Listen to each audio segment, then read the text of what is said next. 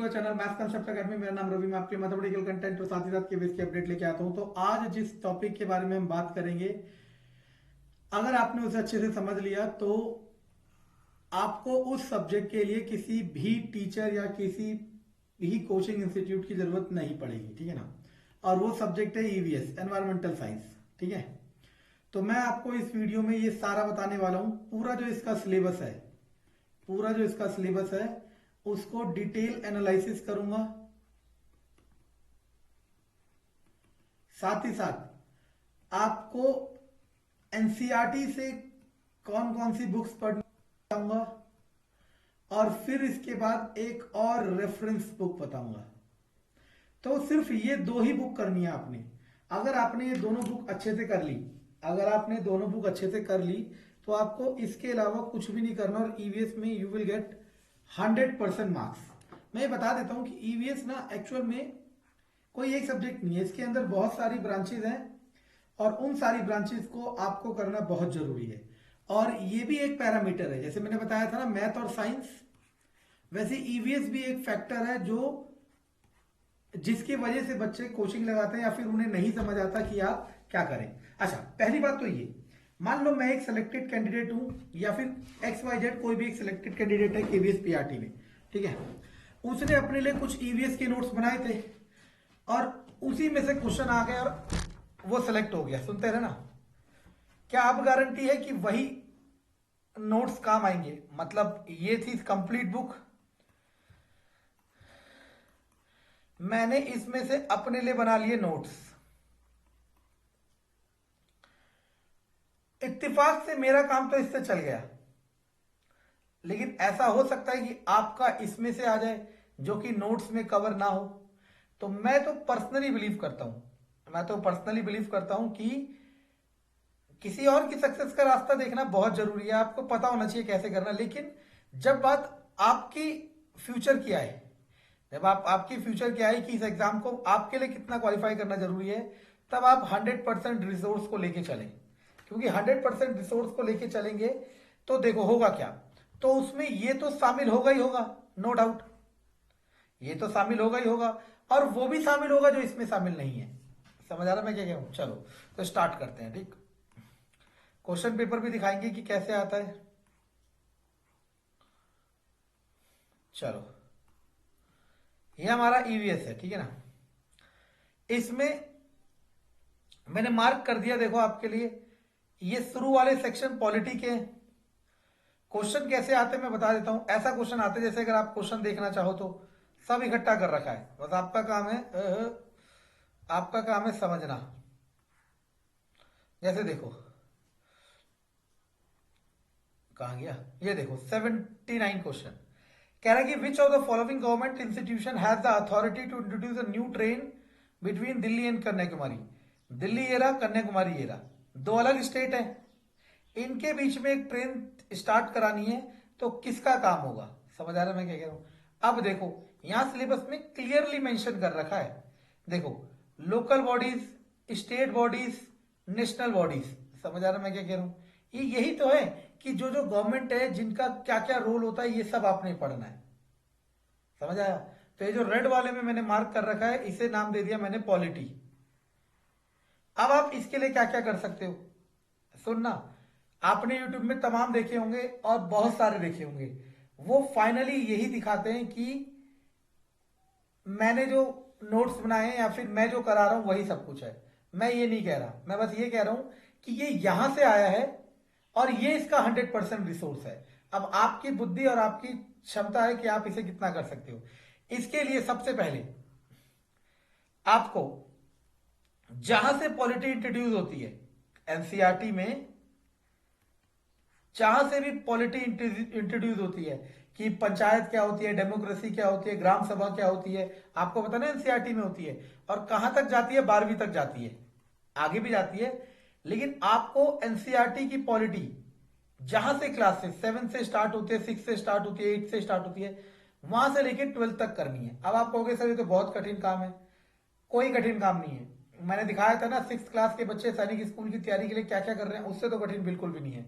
एक 5वीं क्लास का पास बच्चा टाइम एंड वर्क के क्वेश्चन कर पाएगा? कभी नहीं। फिर भी वो कोशिश कर रहा है, छोड़ो।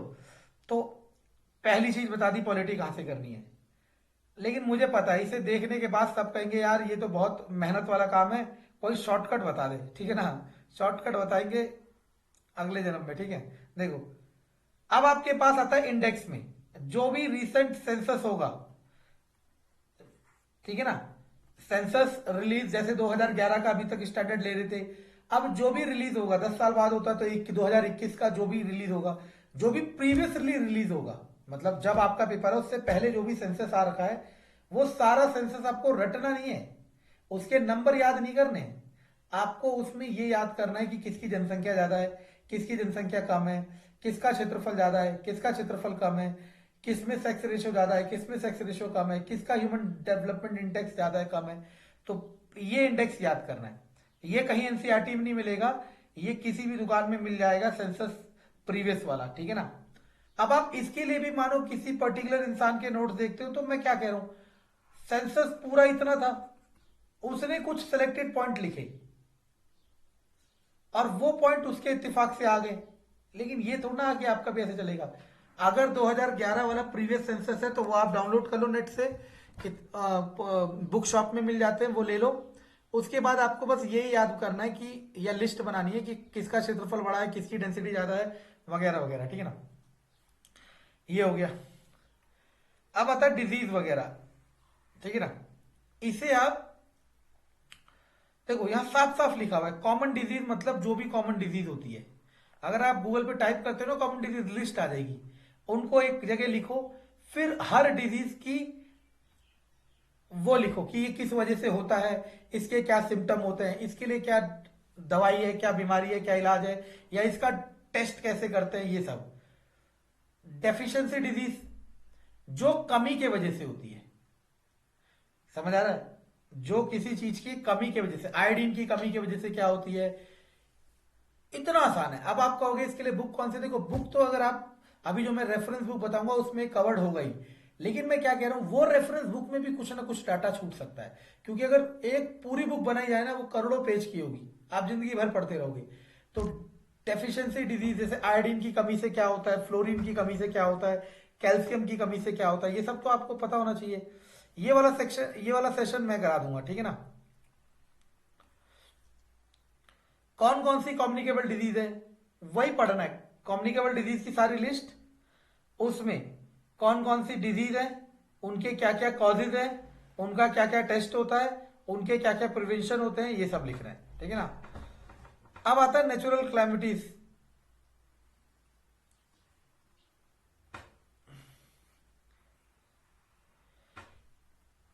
NCERT 6 to 12। अब आप कहोगे खरीदूंगी कहां से या खरीदूंगा कहां से, सारी इतनी एनसीईआरटी फ्री मिल रही है सीबीएसई की साइट पे, है ना। तो आपको करना क्या है, 6 to 12 एनसीईआरटी सारी, ऑब्वियसली बात है नेचुरल रिसोर्सेज एंड कैलमिटीज या तो साइंस में होंगे या फिर ज्योग्राफी वगैरह में होंगे, है ना, एसएसटी में जिसे आप कहते हो। सारे चैप्टर स्कैन करने, चैप्टर नंबर चाहोगे वो भी बता देता हूं अगली वीडियो में, लेकिन आपको स्कैन करने किस किस चैप्टर में इनका लिंक आ रहा है, वो सारे चैप्टर आपने पढ़ने और उसका नोट्स बना लेना है, ठीक है ना। और जो बुक बताऊंगा वो भी है, देखो ये वाला बहुत जरूरी है, air water and soil and land, इन सब के बारे में पढ़ना है कि एयर में क्या क्या कंपोजिशन होता है, हवा किस किस से मिलके बनी होती है, पानी के बारे में पढ़ोगे तो पानी के सोर्सेज कहाँ कहाँ हैं, कि कौन कौन से सोर्सेज हैं, मिट्टी के बारे में पढ़ोगे कि इंडिया में कितने टाइप की मिट्टी है, ये सारे chapter air water soil and geography में मिल जाएंगे अगर आप क्लास 6 to 12 तक की एनसीईआरटी स्कैन करोगे तो, ठीक है ना। सारी बुक बता रहा हूं। इसके बाद आता है रिवर्स क्रॉप इरिगेशन, ये वाला सेशन। नदियां कौन कौन सी है भारत की, सारी नदियों के नाम पता होना चाहिए आपको, इस तरीके से आना चाहिए। ये तो ज्योग्राफी में मिल जाएगा क्लास 10th वगैरह में, ठीक है ना। इंडिया का मैप होना चाहिए, आपको पता होना चाहिए कि कौन कौन सी नदियां कहाँ कहाँ बहती है, ठीक है ना। उनके कुछ लोकल नेम हो तो वो भी पता चल जाए, इसके लिए भी एनसीईआरटी करनी है 6 to 12। इरिगेशन तो 6ठी 7वीं क्लास में मिल जाएगा, क्रॉप भी मिल जाएगा आपको 8वीं 9वीं क्लास में, ठीक है। इसके बाद मैप में आपको क्या करना है, मैप में आपको ये सब समझना है कि मैप में किस स्टेट की पोजीशन कहां पे है, किन दो के बीच में कौन सी नदी आ रही है, मतलब मैप को समझना है, ग्लोब को समझना है। और लास्ट है 5 ईयर प्लान। अब मैं हैरानी हो गया, मैं देखा कई जगह 5 ईयर प्लान लोग पढ़ा रहे, और आप एक चीज समझो मैं क्या कह रहा हूं। मैंने कहा ये है, ओहो, मैंने कहा ये है 5 ईयर प्लान, ये पॉइंट है, 15 पॉइंट है, मान लो 50 पॉइंट है, 1 करोड़ पॉइंट है। ये तो आपने ही पढ़ने हैं, अगर आपके पास अवेलेबल हो पढ़ लो। आप चाह रहे हो ये पॉइंट भी आपको कोई डिक्टेट करे, फिर तो आपका क्या होगा, ठीक है ना। 5 ईयर प्लान बिल्कुल फिक्स डाटा, स्टैटिक डाटा जरूर आएगा। क्वेश्चन दिखाऊं? हम्म,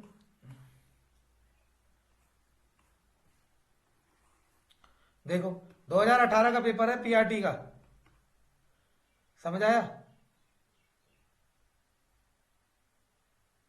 पॉलिटी का, ये सारे क्वेश्चन 6 से 12 एनसीईआरटी के हैं। तो ईवीएस में अगर ढंग से देखा जाए तो आपको ज्योग्राफी, पॉलिटी, हिस्ट्री नहीं करनी है। मैंने एयर कहा था ना कि कौन कौन से कंपोजिशन होता है उसके बारे में आ रखा है, ठीक है। पॉलिटी में, पॉलिटी, ये सारे, अगर आप, मैं बार बार कह रहा हूं, जहां से पॉलिटी स्टार्ट होती है, छठी, सातवीं, आठवीं, नौवीं, 10वीं, 11वीं और 12वीं, जहां से भी स्टार्ट होती है, इन क्लासेस की पॉलिटी पढ़ लो। और याद नहीं करना, समझना है। जैसे देखो, सेक्रेटरी ऑफ ग्राम सभा इज इलेक्टेड अपॉइंटेड बाय, अब आपको पता होना चाहिए ग्राम सभा कहां होती है, ग्राम सभा का सेक्रेटरी का क्या क्या रोल होता है, और ग्राम सभा के सेक्रेटरी को कौन अपॉइंट करता है, ये पता होना चाहिए। सिंपल। अब देखो 2011 के सेंसस को लिया इन्होंने, और यही आएगा। सेंसस बिल्कुल फिक्स डाटा है। क्या क्या फिक्स है? सेंसस वाला फिक्स है आपका, और 5 ईयर प्लान वाला फिक्स है। फिक्स का मतलब इसका डाटा स्टैटिक है, मतलब जो भी लिस्ट डाटा आपको प्रोवाइड होगा, जैसे 2011 वाला आपका चलेगा सपोज, तो 2011 वाले डाटा में जो भी पॉइंट है उन्हीं में से एक पॉइंट आएगा।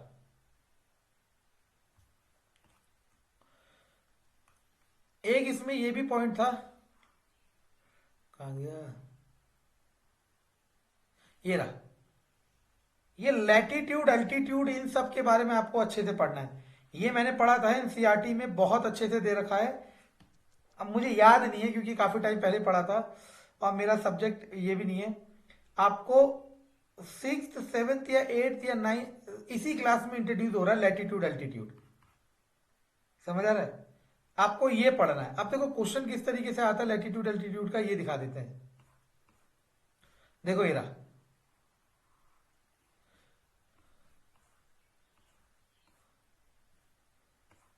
देखो सेंसस के क्वेश्चन, सेंसस के क्वेश्चन फिक्स क्वेश्चन है। ये पूछेगा, देखो वर्ड टू वर्ड है, आप चाह रहे हो ये भी ना करो। देखो यहां लिखा हुआ भी है, देखो कहां गया, कहां गया सेंसस, ये रहा सेंसस एंड इंडेक्स। यहाँ पे लिखा हुआ है डेंसिटी, यहाँ पे लिखा हुआ है सेक्स रेशो, यहाँ पे लिखा हुआ है ग्रोथ। एग्जैक्टली उसके क्वेश्चन आ रखे हैं, डेंसिटी के, पॉपुलेशन के। अब आप चाह रहे हो ये भी ना हो पाए, देखो ये लैटिट्यूड एल्टीट्यूड। अब ऐसा नहीं है कि किसी भी स्टेट का उठा देगा, कानपुर का उठा देगा, लखनऊ का उठा देगा, या फिर बुराड़ी का उठा देगा, या फिर जहांगीरपुरी का उठा देगा, ऐसा कुछ नहीं है। कुछ फिक्स चीजें, जैसे टॉरिड जोन किसे कहते हैं, ये आपको पता होना चाहिए सबसे पहले। जब आप मैप पढ़ोगे, मेरा बहुत बेकार है, ठीक है ना, जब आप पढ़ोगे तो आपको पता चलेगा उसमें जोन में डिवाइडेड है, तो टॉरिड जोन की क्या खासियत होती है और क्यों डिवाइड करा है, ये पढ़ना है। फिर वो किस लैटिट्यूड एल्टीट्यूड में, ये आपको पढ़ना है। ये पूरा आपका सिलेबस मैंने एक्सप्लेन कर दिया। और सोशल रिफॉर्म्स इन इंडिया, ये जरूर पढ़ना। ये सारा मैं कह रहा हूं एनसीईआरटी आपको क्या पढ़नी है, ज्योग्राफी, पॉलिटी, हिस्ट्री नहीं है इसमें, लेकिन सोशल रिफॉर्म वगैरह जिस टॉपिक में आते हैं, हिस्ट्री में आ रहे हैं तो हिस्ट्री में ये वाला टॉपिक आ रहा होगा हिस्ट्री में, ठीक है ना, तो ये वाला टॉपिक आपको पढ़ लेना है, ये सारा डाटा मिल जाएगा। लेकिन अब मैंने देखा यूट्यूबर्स यही कह रहे हैं कि 6th to 12th एनसीईआरटी आप पढ़ोगे तो आपको पूरे क्वेश्चन नहीं मिलेंगे, और फिर आप फेलियर का सामना करना पड़ेंगे। डर जो है ना, डर, यही सारी मार्केट है। मैं कह रहा हूं करके देखो, और प्रीवियस ईयर का पेपर अटेम्प्ट करके देखो। सारे क्वेश्चन ना मिले तो आप बताना, ठीक है ना। लेकिन मैंने बता दिया क्या करना है। डिवाइड कर दिया, ये देख लेना। डिवाइड करने के बाद आपको बता दिया 6ठी से 12वीं तक पॉलिटी ज्योग्राफी की बुक उठानी है और खरीदनी भी नहीं है, गरीब हो तो, ठीक है ना, आपको नेट पे मिल जाएगी सारी की सारी बुक। आपको उस बुक से सारा कंटेंट उतार लेना है और आपके पास 5 ईयर प्लान, हैरान हो जाओगे अगर यूट्यूब पे टाइप करोगे ना 5 year plan for KVS, 500 video मिल जाएगी। मानो 50 पॉइंट है 5 ईयर प्लान में सपोज, और 50 पॉइंट आप एक जगह लिख लो, गूगल पे मिल जाएगा आपको, कहीं ना कहीं बुक शॉप में मिल जाएगा। फोटो कॉपी खरीदनी है बहुत सस्ती, 10 15 20 रुपए की, बस पढ़ना है। लेकिन आप चाह रहे हो कोई और करे, ठीक है ना, तो कोई और ही करेगा भाई, ठीक है। तो देखो अब आपके पास, अब मैं ब्रीफ कर देता हूं ताकि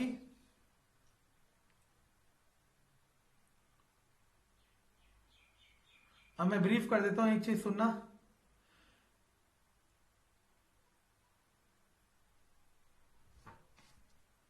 चलो अब आपको ईवीएस के लिए क्या करना है सुन लेना।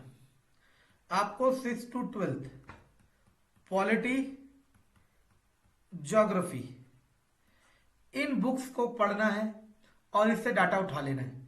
और डाटा सारा नहीं उठाना जो आपके सिलेबस में मेंशन है। सिलेबस में मेंशन समझ रहे हो ना, अब बार बार ऊपर नीचे करके देखो। जैसे मानो पॉलिटी में गए तो पॉलिटी में local body, state body, national body और सिटीजन की क्या क्या राइट है, पंचायत का क्या रोल है, नगर पालिका का क्या रोल है, हेल्थ सिस्टम सर्विस का क्या रोल है, ठीक है ना, लोकल बॉडी में ग्राम सभा आती होगी, ठीक, ये सारे पढ़ने हैं जो भी इसमें पॉइंट है। और चैप्टर वाइज है बिल्कुल, चैप्टर चैप्टर कहाँ गया, ठीक है। इसके बाद आपको एक बुक है, मैंने बहुत रिसर्च किया और मुझे बताया, मतलब यूट्यूब पे मैंने देखा या फिर जो प्रीवियसली सिलेक्टेड कैंडिडेट हैं उनसे मैंने पूछा, तो उन्होंने इसका बहुत नाम लिया। फिर मैंने इसे परचेज करा, कहीं से अवेलेबल कराया और जब ही समय लग रहा था, और फिर मैंने इसे देखा, हाँ ये सही है। तो राजस्थान बोर्ड की एनवायरमेंटल साइंस करके, एनवायरमेंटल साइंस पर्यावरण विज्ञान, हिंदी में पर्यावरण विज्ञान, अगर आपने पहले एनसीईआरटी फिर ये वाली बुक कर ली तो होगा क्या, जब आप एनसीईआरटी 6 to 12 कर लोगे, जब आप पर्यावरण विज्ञान करोगे तो आपका 80% डाटा आप इसमें करना ही नहीं पड़ेगा, क्योंकि आपका 6 to 12 में कवर्ड होगा। देखो आज की तारीख में हर कोई चाह रहा है कि आपका काम, हमारा काम कोई और कर दे। वो ये बुक कर रही है, वो ये बुक कर रही है क्या, कि यहाँ इतनी सारी बुक को स्कैन करना, उसमें से डाटा निकालना हर बच्चे के लिए पॉसिबल नहीं होता। तो उसने इसमें से डाटा उठा के यहाँ रख रखा है, एक जगह कंबाइन करा हुआ है। लेकिन अगर आप सिर्फ इसे इसे करते हो तो भी मैं गारंटी देता हूं कि आप श्योर नहीं हो कि आपके 100% मार्क्स आएंगे ईवीएस में। समझ आ रहा है क्यों?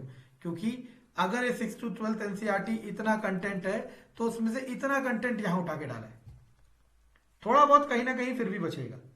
तो अगर आप ये 2 बुक है, सिर्फ 2 बुक्स, ठीक है ना, एक तो एनसीईआरटी और एक ये पर्यावरण विज्ञान राजस्थान बोर्ड की, सस्ती है, ठीक है ना, तो आप इन दोनों को कर ले और आपको पूरे के पूरे मार्क्स मिलेंगे ईवीएस में, गारंटेड। लेकिन अब होगा क्या, आप सोचेगा कोई कि यार ये तो इसने मेहनत का रास्ता बता दिया, कोई ऐसा हो जो बिल्कुल स्क्रैच करो और ईवीएस में 20 नंबर पाओ वाला रास्ता बताए, ठीक है। अगर कोई भी एक बच्चा समझदार होगा और इसे समझेगा तो आपको पूरे मार्क्स मिलेंगे, ये मेरी गारंटी है। Thank you.